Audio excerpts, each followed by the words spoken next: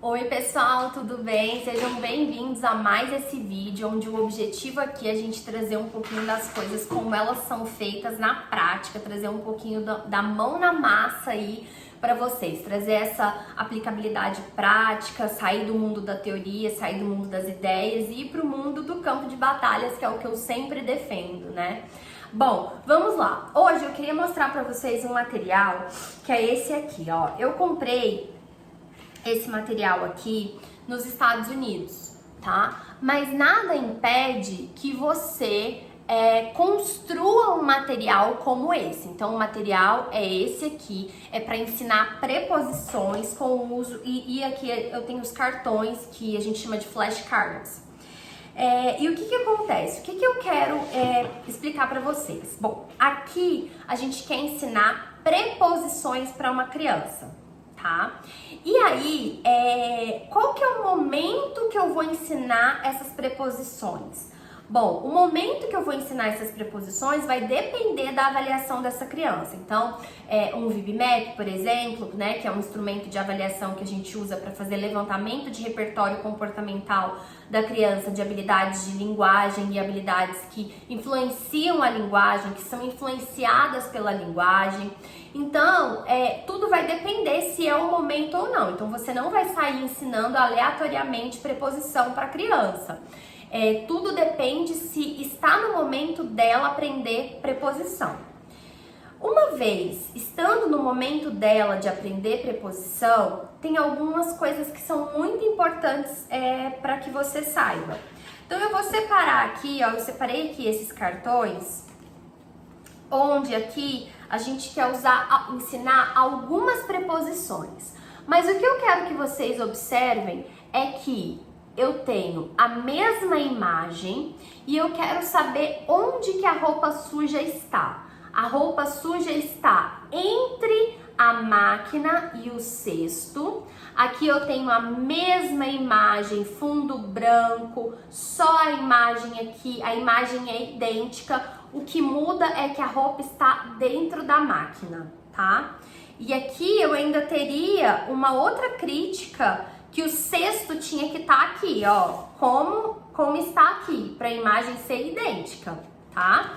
Então a gente tem que tomar cuidado na hora de ensinar, porque tá vendo que, só um parênteses, tá vendo que mesmo quando a gente compra um material pronto, um material caro, muitas vezes, nem sempre ele vai atender a nossa necessidade específica que a gente tem, não só de ensino em geral, mas muitas vezes com aquela criança especificamente, tá?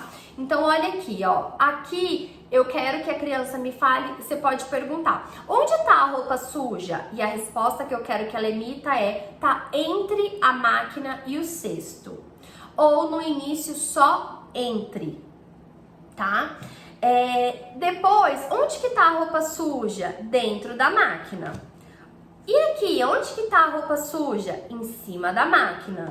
E aqui, onde que tá a roupa suja? Ao lado da máquina, tá? Então, essas são as respostas que eu quero. Olha aqui um outro exemplo, ó, de, por exemplo, dia e noite. Ó, as figuras, elas têm que ser iguais. Por quê? Porque senão a criança, ela vai distinguir a figura apenas por um detalhe específico e não pelo o conceito que eu quero que ela aprenda, tá? Então isso é muito importante. Olha aqui, outra coisa que uma criança que for muito detalhista, ela pode discriminar. Aqui tá escrito a palavra em inglês. Então, ela pode discriminar pelo tamanho da palavra aqui, pelo tamanho da palavra aqui, que é maior. Tá vendo que são pequenos detalhes que podem aí fazer com que essa criança não aprenda, não generalize o aprendizado, que ela só decore, que ela não entenda o conceito? Então, o que você vai fazer também para garantir que esse conceito seja aprendido? Você vai usar não só essas fichas aqui, mas você vai construir outros materiais onde você vai fazer a mesma pergunta, vai trabalhar o mesmo conceito, mas com imagens diferentes, com estímulos diferentes. Depois você vai incorporar esse ensino, por exemplo, quando você tiver... vamos supor que você está trabalhando um livro. Vamos imaginar que você está trabalhando aqui um livro, uma atividade, e você vai buscar uma atividade que vai trabalhar esses conceitos que você está trabalhando aqui nas atividades.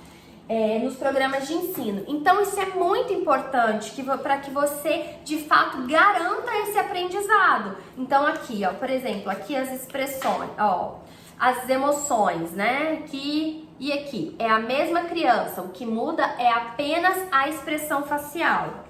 Aqui, por exemplo, de último e primeiro. Tá vendo que até as bordas aqui tem que ser igual, por isso que eu falei aqui, ó, da questão da discriminação pela letra, principalmente se for uma criança que tem um interesse muito grande por letra, ela vai ficar sob o controle daqui, ó, das letras, ao invés de ficar sob o controle da imagem, que é o que eu quero que ela faça naquele momento. Eu quero que ela esteja sob o controle da imagem para que eu possa ensinar o conceito.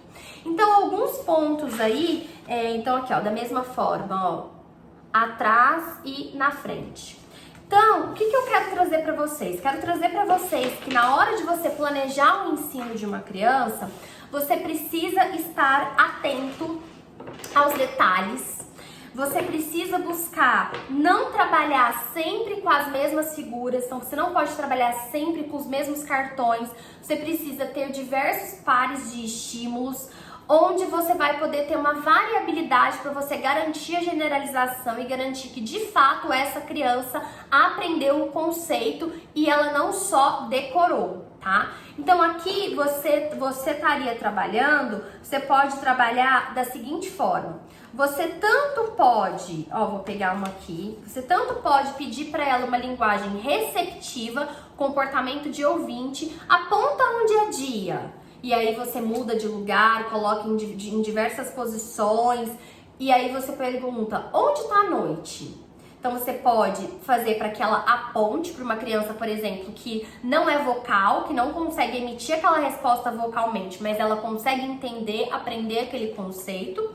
Quanto você pode fazer a pergunta, aqui no caso,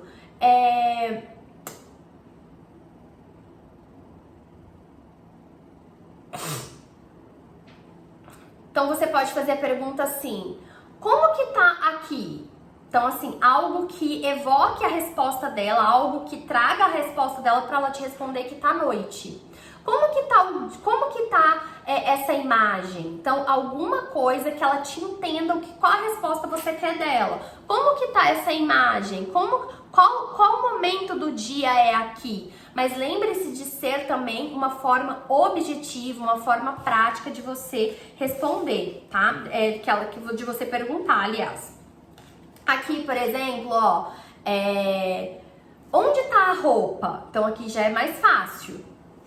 Então, você precisa se atentar a esses detalhes e se atentar qual a resposta que você quer dela, qual tipo de coisa que você está querendo trabalhar, qual é o seu objetivo de ensino. E você precisa fazer isso de uma maneira, sempre da mesma maneira, para que haja repetição. Você só muda no momento que a criança ela já aprendeu, e aí sim você vai de fato pensar em mudar estímulos, em mudar a forma de perguntar. Mas no início você mantém da mesma forma e depois você vai mudando aí os estímulos, vai mudando a maneira de perguntar. E esse depois, gente, pode ser depois de 2 sessões, 3 sessões, depois de 1 semana, vai depender do ritmo de aprendizagem da criança. Então esses aqui são detalhes que fazem toda a diferença na hora de você ensinar uma habilidade para a criança. E aqui eu dei o exemplo das preposições, mas poderia ser outras coisas. Tá bom? Então, eu espero que você tenha aproveitado esse vídeo, que sirva aí para sua prática, que te ajude, e a gente se vê no próximo vídeo. Tchau, tchau!